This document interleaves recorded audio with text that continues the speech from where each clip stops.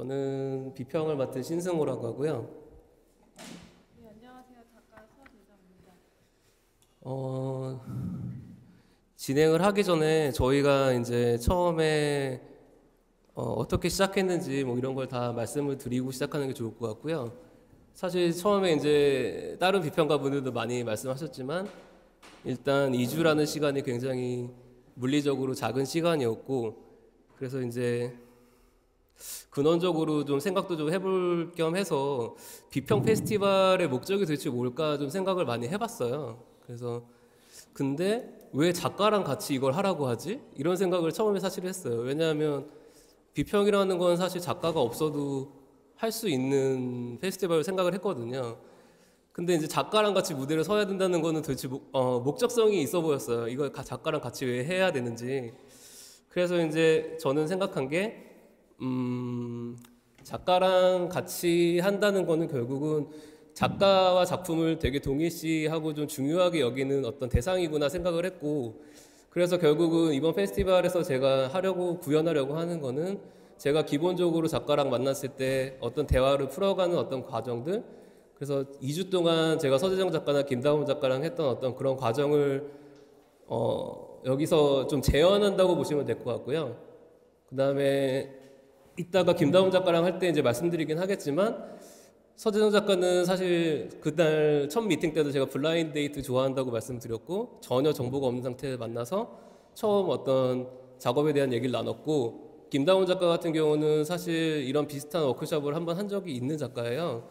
그래서 이 둘을 어떻게 그래도 한 팀이라고 생각을 하고 어떻게 진행을 했냐면, 각자 작업에 대해서 작업실에 가서 대화를 나눴고, 그 전에 이제 미리 포트폴리오 보내달라고 해서 그걸 제가 숙지한 다음에 실제로 만나서 대화를 나눴고, 그 다음에 저희 셋이 같이 한번 만나는 미팅 자리를 가졌어요.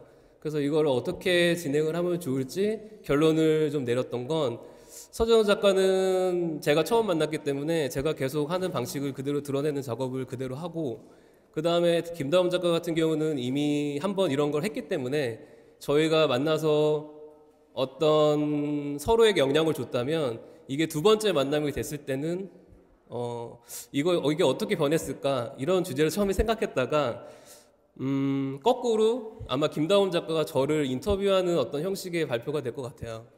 그래서 그런 식의 어떤 계속 한 팀으로서의 순환되는 구조로 이걸 했다고 보시면 될 것 같습니다. 그래서 일단 설명을 여기까지 하고요. 서재정 작가 비평 페스티벌 이야기를 좀 시작해 보도록 할게요. 네, 여기서 보면은, 그래서 이제 저는 처음에 이제 작가 노트를 요청을 했고, 그 노트를 읽고 그 다음에 작가 작업실에 가서 이제 작품을 보기로 했어요. 근데 이제 저는 항상 작품을 볼 때 초기 작업을 좀 중요시 여기는 편이에요. 그래서 옛날 작업을 보여달라고 했는데, 그 이유는 뭐냐면 포트폴리오가 왔는데 근작밖에 없는 거예요. 초기작은 도대체 뭘까 굉장히 궁금했는데 보여주기 굉장히 꺼려하더라고요. 근데 작가분들 다 마찬가지시겠지만 지금 이게 대학원 때, 학부 때 했던 작업이에요. 근데 학부 때, 대학원 때 한 작업을 사실 공개하는 거는 쉽지 않고, 제가 굳이 남들에게 보여주고 싶지 않으면 포트폴리오에 안 넣어도 된다고 했는데 고맙게도 넣어주셨어요. 그래서 이 작업들을 보면서 이제 어떤 생각을 했냐면, 이제 이런 텍스트 작업을 처음에 했었어요. 서재정 작가가 유리에다가 텍스트를 붙이고 그게 공간 쪽으로 안쪽에 반사되는 어떤 그런 형태, 그 옆에 바로 전시장 벽에다가도 하고 그 다음에 캔버스에다가도 하고, 이게 굉장히 여러 공간에다 텍스트라는 작업을 했었고, 다음 작업 보여주시면 제가 할까요? 그래서 이런 텍스트 작업을 좀 많이 했었고요. 그 다음에 이제 이런 또 완전 다른 작업들도 했었어요. 이거는 이제 기본적으로 어떤 스크린을 본인이 만들고 약간 입체적으로 튀어나오게 이런 오브제들을 붙이고 거기다 영상을 쏘는 작업들을 했었죠. 그래서 이제 요거를 봤을 때는 사실은 그렇게 큰 도움은 되지 않았어요, 사실. 그 다음 작업들을 볼 때. 근데 이제 본격적으로 작업을 설명은 이제 서재정 작가가 해줄 건데, 그래서 이제 지금 이런 작업 노트를 받아서 제가 이제 이걸 얘기를 받고, 그 다음에 실제로 작업을 보러 작업실에 가서 작업을 봤을 때 서재정 작가가 어떤 식으로 자기 작업을 설명했는지 한번 들어보시면 좋을 것 같아요. 네, 그래서 이제 그 작업 설명은 서지정 작가가 하도록 하겠습니다. 네, 먼저 제 작가 노트를 좀 간략하게 요약해서 저는 이제 그 작품 한 개 한 개에 대해 말씀드리기보다는 어떤 전반적인 내용을 먼저 말씀드리겠습니다. 저는 일단 건축적 공간으로 형상화되는 심리적 공간의 모습을 표현하고 있습니다. 그 계기가 이제 건축 공간에서 발견할 수 있는 요소들을 어떤 다양한 공간 체험을 할 수 있거나 인식이 가능하다고 이제 보게 되었고요. 이러한 요소들이 이제 기억이나 감정을 불러일으키는 시각적 단위로 작용하게 되고 그 자체로서 이제 하나의 상징적인 오브제가 될 수 있다라고 보았습니다. 그래서 이제 그 그림 속 공간들은 이제 건축 구조를 재구성하거나 어떤 하나의 기념비와 같은 가상의 건축물의 모습으로 이루어져 있습니다. 그리고 이제 구성 방식으로는 다시점의 구도, 2차원과 3차원의 혼재 같은 방식을 사용하고 있습니다.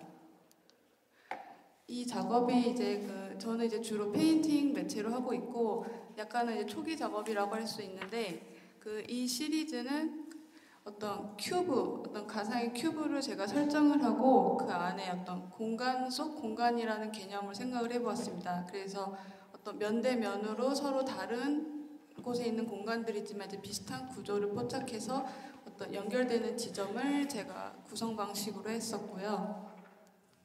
이 작업부터는 어떤 서로 다른, 그러니까 두 가지 이상의 어떤 다른 공간 구조들을 좀 재조합, 재구성하는 방식을 더 적극적으로 써서 어떤 실제할 수 없는 하나의 기념비와 같은 어떤 건축물의 형태를 이제 만들어냈습니다.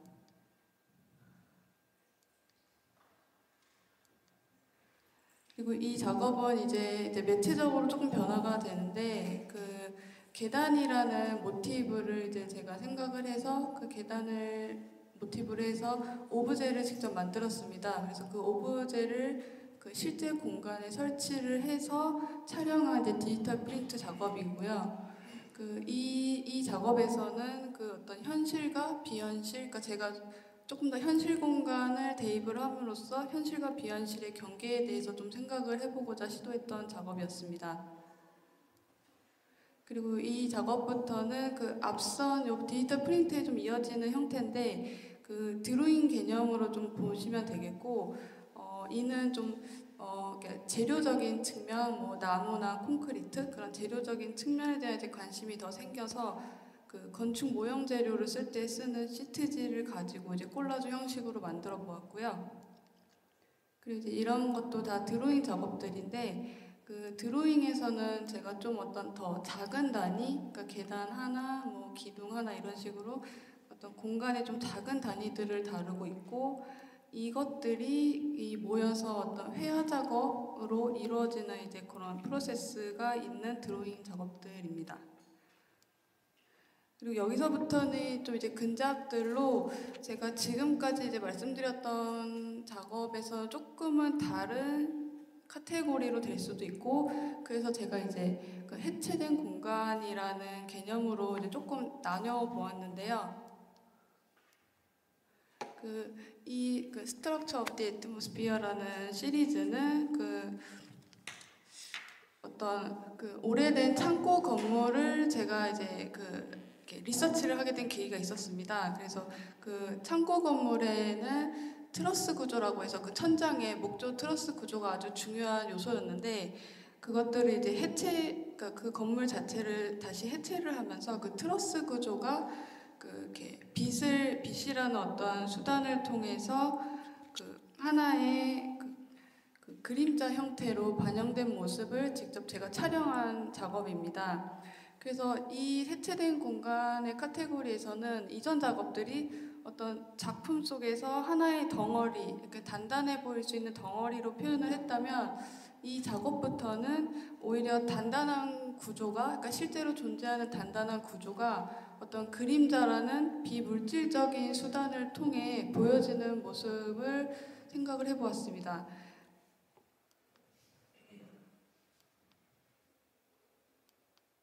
그리고 이 씬 컬럼 시리즈는 앞선 요 디지털 프린트 작업에 이제 이어서 가게 됐는데 앞에의 디지털 프린트 작업이 어떤 하나의 선들이 교차하는 듯한 형태로 이제 인식이 되었고, 제가 그 선들의 형태를 기둥과 그림자라는 요소를 조금 더 대입을 시켜서 회화의 매체로 표현해 본 작업이었습니다.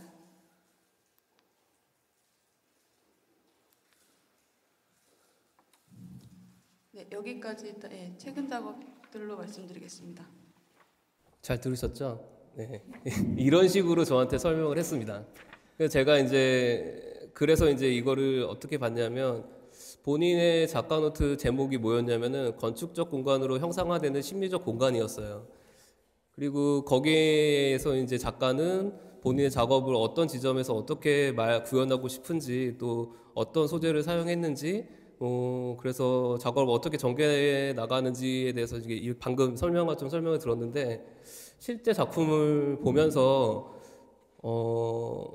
약간 좀 의문이 든 게 있었어요. 뭐냐면은 여러분도 느끼셨을 것 같지만 굉장히 짧은 시간에 굉장히 다양한 작업을 하고 있거든요. 그래서 왜 이럴까 이제 생각을 했어요. 보통 이런 건축에 관련된 주제를 잡는 친구들은 제가 많이 보진 않았지만 어쨌든 형식적으로 많은 변형을 가하지 않고 계속 몇 가지의 주제를 계속 똑같이 연구를 하고 있거든요. 물론 이제 요즘에 유명한 토마 압츠 같은 그런 페인터들은 한정된 재료와 한정된 캔버스 사이즈로 완전 그 안에서 다른 것들을 구현하는 작가도 있지만 보통은 이렇게 확확 바뀌지 않는 걸로 저는 알고 있어요. 그래서 이게 도대체 왜 이렇게 바뀔까? 그리고 너무 재료도 다양한 걸 많이 쓰고 그런 부분이 사실 의문이 있었어요. 그래서 그거를 질문을 서현 작가한테 했었어요. 그거에 대한 대답을 또 지금 듣도록 하겠습니다. 네, 그래서 저도 이제 디렉터님이 해주신 얘기를 듣고 좀 더 심층적으로 생각을 해봤습니다. 근데 이제 먼저 제가 공간이라는 걸 계속 다루는 데 있어서 공간이라는 거에 대한 어떤 개념이 계속 변했던 것 같습니다. 저 스스로도. 그래서 이제 먼저 첫 번째로 제가 두 가지로 이제 말씀을 드리고 싶은데, 첫 번째로는 어떤 이제 제가 현실 공간에서 파생된 비현실 공간이라는 걸 표현을 하면서 현실 공간과 비현실 공간 사이의 그 관계, 균형점, 어떤 비중, 그러니까 작업에서 다루어질 수 있는 어떤 비중 같은 여러 생각이 들게 되었습니다. 그래서 다시 말해서 비현실 공간을 표현을 하지만서도 현실 공간을 무시할 수 없는 부분이라고 할 수 있겠습니다. 그리고 이제 제가 경험하고 직접 촬영한 공간의 사진을 토대로 작업을 진행을 하다 보니까 어느 순간 현실의 공간을 보다 직접적으로 드러내고 싶다는 생각이 들었습니다. 그래서 이것이 이제 아까 중간에 디지털 프린트 작업을 시도하게 된 어떤 계기가 있었던 내용이고요. 그리고 이제 두 번째로 제가 작품을 통해서 얘기하고 있는 어떤 현실 공간이라는 키워드가 있는데, 그 현실 공간이 또 어떤 공간이냐 했을 때 구체적 형태는 이제 건축적 공간이라는 부분입니다. 근데 이 얘기는 이제 제가 미술관 건축에 대한 경험에서 시작된 어떤 건축에 대한 그 관심이 배경이 되어 있는 그 요소고요. 그래서 이러한 제 건축 분야에 대한 관심을 통해서 건축이라는 거에서 더 생각을 계속 하게 되었고, 제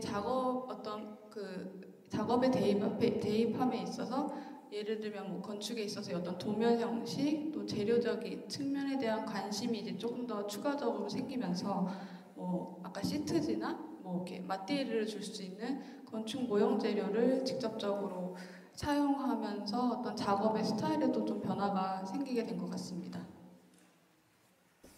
이제 이렇게 얘기를 듣고 그 다음에 이제 제가 또 봤던 거는 이 작업들에서 이제 공통적으로 계속 나오는 요소들이 있어요. 뭐 예를 들면은 어떤 다양한 시점을 보여준다든지, 그 다음에 음영을 꼭 표현한다든지, 그 다음에 뭔가 이미지들이 복잡하지만 좀 규칙성 있게 얽혀 설키고 있는 어떤 그런 모습들. 그래서 저는 왜 이런 거에 관심을 갖게 되었는지 사실 그게 되게 중요했고, 저는 이번 페스티벌에서 이제 서현 작가랑 했던 거의 프로젝트의 기본은 작가의 어떤 기본적인 성향과 성격이 작품에서 어떻게 구현이 되고 있는가. 제가 서재정 작가 작업을 보면서 괴리감을 느꼈던 건 본인의 성격, 저하고 얘기하는 어떤 얘기, 관심사 이런 성격이랑 작업이랑 너무 안 맞는 거예요. 그래서 이게 왜 안 맞을까? 본인이 하는 얘기하고 왜 작업하고 저렇게 안 맞지? 이제 이런 부분을 생각하다 보니까 이제 그렇게 좀 포커싱을 했고요. 그래서 이런 기본적인 요소들이 결국은 이 작가의 성격을 좀 드러내는 게 아닐까 이런 생각을 했고, 그래서 이제 그런 거에 대해서 이제 집중을 하게 됐고, 또 그런 요소들에 대해서 왜 자꾸 이런 공통적인 것들이 나오는지에 대해서 좀 질문을 했던 것 같아요.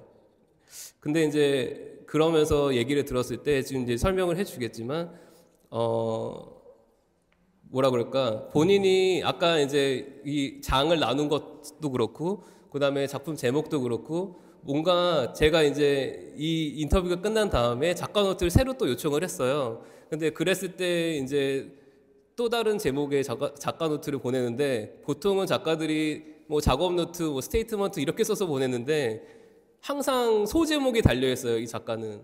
그러니까 결국은 제가 이분 성격을 봤을 때 뭔가 정리하고 규정 내리고 이런 걸 굉장히 좋아하는데, 대화로 해서 그런 얘기를 하면 그렇게만 봐주시면 안 된다고. 자기는 뭐 하나에 규정되는 건 굉장히 싫다고 이런 식으로 얘기를 하는 거예요. 이거 왜 이렇게 다르지? 이런 생각이 들었어요. 본인이 하고 있는 거랑 본인이 쓰고 있는 거랑 작업이랑 너무 괴리감이 있는 거예요. 그래서 그런 부분에 좀 질문을 많이 했던 것 같아요. 그래서 그거에 대한 제가 어떤 얘기를 했을 때 서재정 작가가 생각했던 거, 그다음에 제 얘기를 통해 느꼈던 거를 이제 아마 여러분한테 말씀해 드릴 겁니다. 네, 이제 지금 얘기해주신 부분이 제가 이제 디렉터님과의 대화에서 이렇게 대화를 통해 좀 명확하게 이제 저도 느끼게 되었고, 또 이제 아마 오늘 저의 이 얘기에서 되게 중요한 지점이라고 볼 수 있는데요. 제가 이제 저 스스로도 제 작업의 어떤 중요 키워드들에 대해서 다시 생각을 해보았습니다.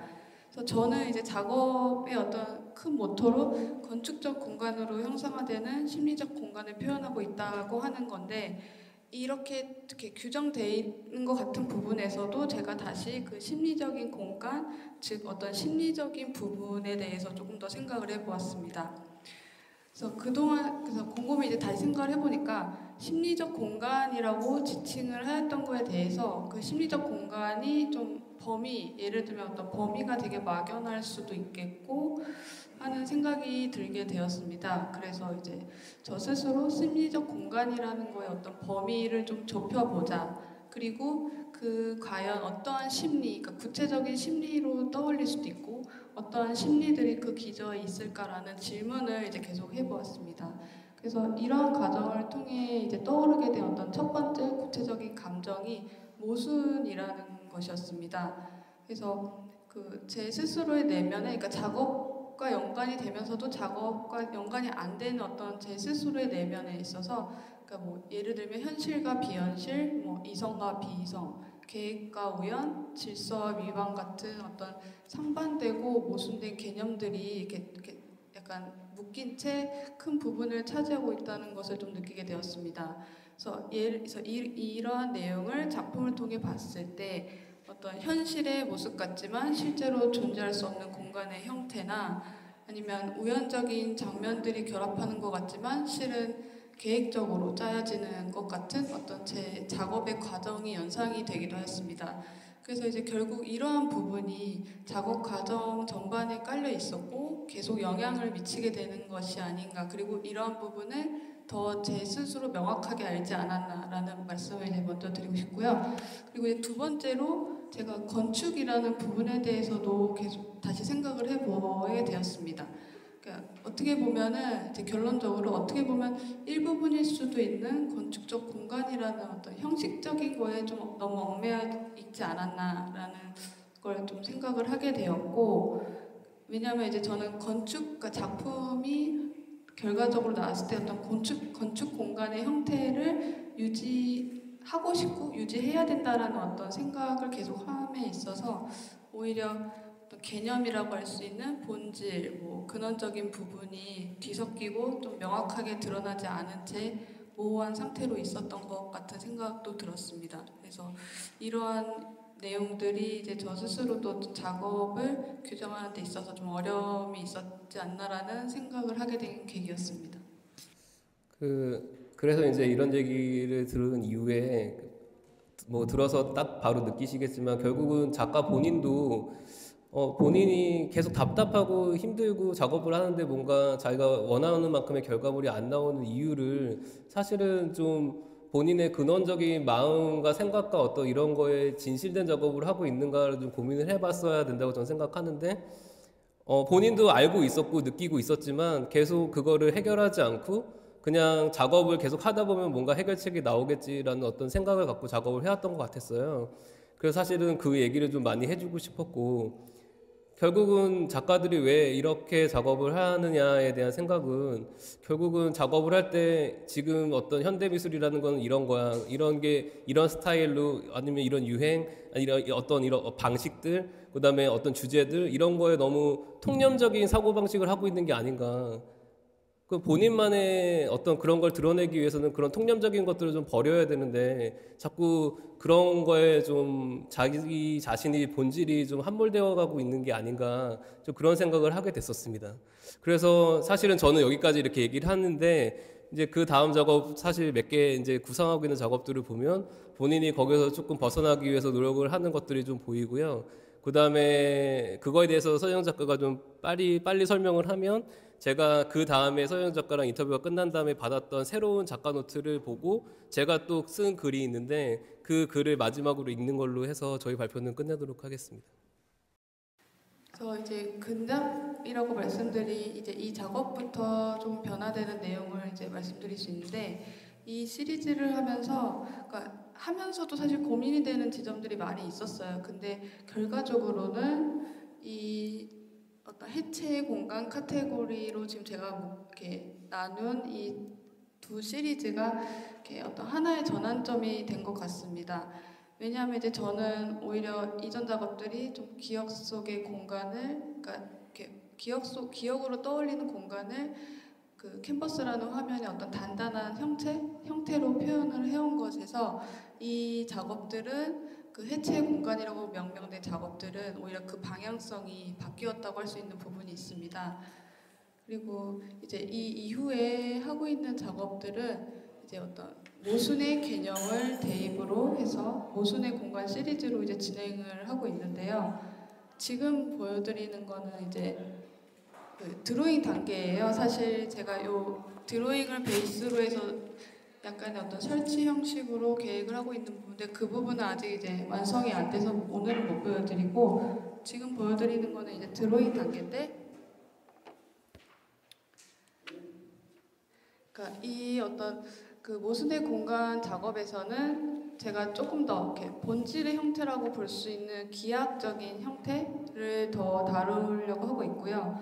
그래서 이제 여기에서는 조금 더 구체적인 내용은 이제 잘 짜여진 듯하지만 있을 수 없는 모순, 어떤 왜곡, 그런 혼란 등의 이야기를 좀 더 드러내고 싶다는 생각을 하고 있습니다.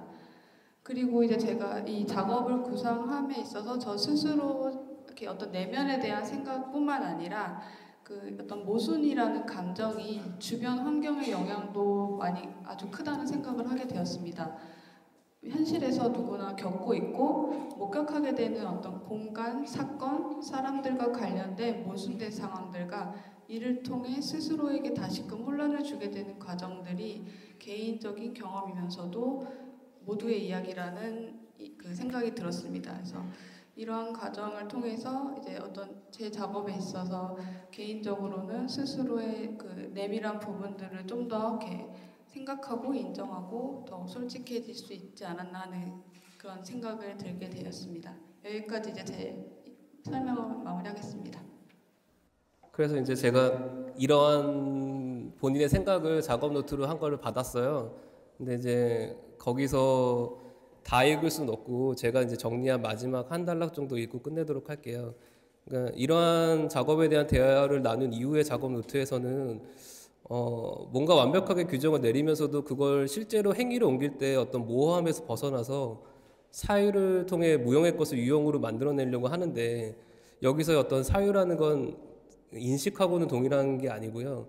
지식의 어떤 축적이나 특정한 목표를 통해서 어떤 인식을 하려고 하는 게 아니라 작가가 이제 작가가 원하는 자유롭고 끊임없는 어떤 연상으로 가기 위해서는 작가의 어떤 시각적 경험이 그걸 이제 실체화시키는 작품으로 만들어낼 때 자기만의 어떤 리듬을 만들어내야 되지 않나 이제 이런 생각을 했고요. 그래서 작가가 이를 어떤 모순이라는 단어에서 이제 시작하려고 하고 있고, 그게 이제 어떤 단어로 정의가 되던 작가에게 이런 작업들은 어떤 작업을 해나가는 과정, 그러니까 행위를 통해서 자기의 잠재되어 있는 자아를 찾아내가는, 작업을 통해서 찾아내가는 어떤 그런 길이 되지 않을까 그렇게 생각을 했습니다. 그래서 이제 마지막에 제가 이거를 작가한테 보내주면서 그냥, 사실 제가 어떤 특정인들이 말하는 어떤 그런 문구를 그렇게 좋아하지 않아요. 그래도 잘 안 쓰고. 근데 이제 하나 적어주고 싶은 게 있어서 적었는데, 요거 마지막으로 이거 끝낼게요. 이게 단테가 한 말인데, 행위자가 어떤 모든 행위에서 우선적으로 의도하는 건 그게 자연적 필요에서 행동을 하던 아니면 자유의지를 통해서 행동을 하던 상관없이 자기의 어떤 이미지의 현실이라고 합니다. 그래서 따라서 모든 행위자는 행위하는 한 행위 속에서 기쁨을 얻는데, 그 존재하는 모든 건 자신의 존재를 원하고 행위에서 행위자의 존재는 그래서 강렬해지기 때문에 필연적으로 이제 어떤 행위를 할 때 기쁨이 뒤따른다고 합니다. 그래서 자신의 잠재적인 자아를 드러내 보이지 못하는 행위는 행위가 아니다라고 단테가 이렇게 얘기를 했거든요. 그래서 이 얘기를 하는 이유는 결국 서재정 작가가 작업에서 이러한 것들을 좀 참고해서 했으면 좋겠다는 생각에 이제 제가 참고하라고 보내준 거고요. 결국은 서재정 작가랑 어떤 이런 작업에 대한 얘기를 했을 때 제가 추구했던 건 결국은 서로 모르는 환경에서 서로 다른 삶을 사는, 또 다른 일을 하는 작가와 어떤, 저는 이제 비평가라고 하긴 좀 그렇지만 어쨌든 기획자가 만나서 어떤 접점에서 딱 만났을 때 결국은 서로에게 해줄 수 있는 게 뭘까? 서로에게 해줄 수 있는 건 굉장히 서로를 이해하고 대화를 하고, 그거를 통해서 서로에게 어떤 흔적을 남기는지는 모르겠지만 그런 흔적들을 통해서 서로 헤어졌을 때 또 다른 어떤 방향으로 가지 않을까. 그래서 저는 서재정 작가가 그 다음에 어떤 작업을 하게 되면 어느 순간에 어떤 상황에서 다시 만날지는 모르겠지만 그 다시 만나는 두 번째 만남, 지금 김다움 작가랑 두 번째 만남을 하듯이 이런 만남이 됐을 때 서로 또 얼마나 많이 달라졌는가, 이런 거를 드러내는 것이 저의 어떤 비평의 방식이라고 할까요? 네, 그런 거라고 생각합니다. 더 자세한 얘기는 아마 그 다음 김다움 작가가 신랄하게 질문을 할 거기 때문에 그때 더 얘기를 하도록 하겠습니다. 이걸로 마치도록 하겠습니다.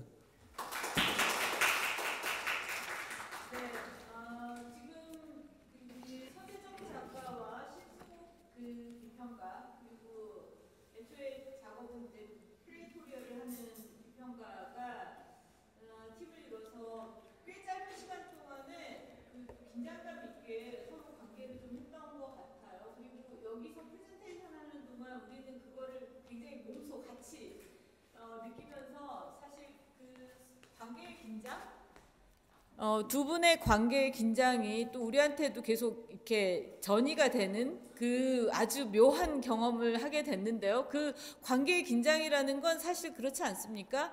마찰이라는 건 결국은 그 마찰로부터 에너지가 발생한다는 지점에서는 굉장히 흥미로운 것 같아요. 그리고 어제부터 오늘까지 이 여러분들 비평 워크숍을 통해서 발표하고 계시는 분들 안에서 여러 비평가 모델이 계속 나오고 있는데요. 어제 아까도 잠깐 뭐 다른 얘기가 나왔지만 어제 우리는 컨트롤러로서 또 컴포저로서 이런 비평가 모델, 작가 모델 얘기가 나왔고, 아까 김정혜 비평가를 통해서는 소위 페이스메이커다, 작가의 창작의 페이스메이커 역할을 한다라고 했는데, 지금 저는 두 분의 그 작업을 보면서는 그러니까 신승호 큐레이터가 그 어떤 일들을 했는지를 보건대 안 봐도 보이는 것은 굉장히 강력한 어떤 그 가이드를 막 하는 역할들, 게다가 심지어 그 가이드가 친절하지 않은 가이드 있지 않습니까? 그리고 뭐 글도 보내줬다 막 이런 표현을 쓸 정도로, 이거 말하자면 서재정 작가가 가지고 있는 굉장히 고유한 그 작가로서의 방식이 있을 텐데 그 방식을 계속 해체해가면서 말 그대로,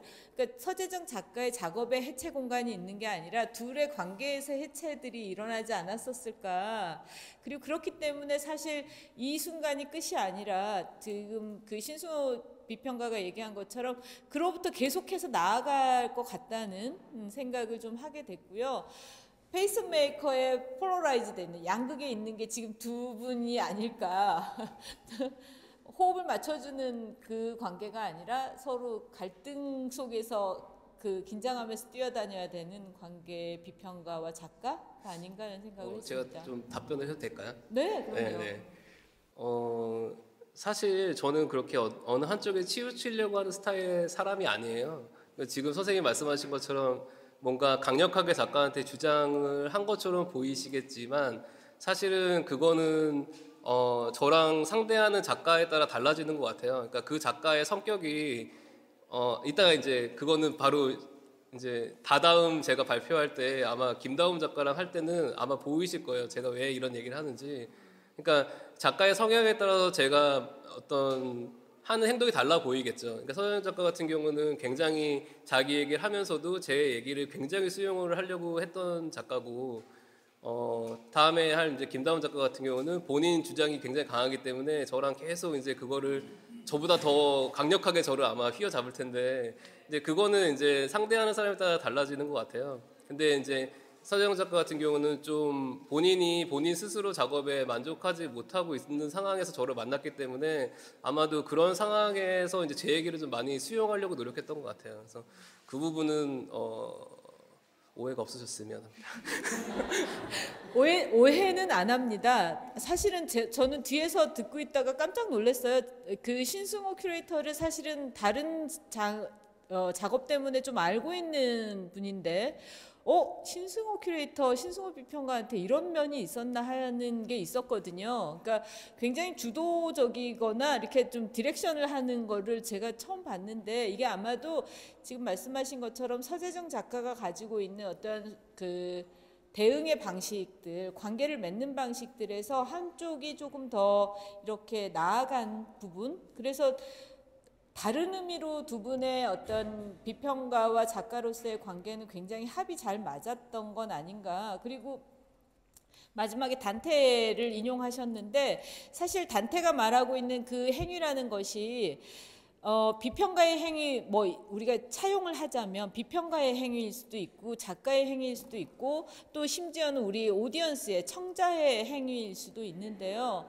그 행위에서 가장 핵심이 되는 건 사실은 자기 혼자 단독자로서 행위하는 게 아닌 거죠. 소위 말해서 스티뮬레이션이 계속 있는 거 아닙니까?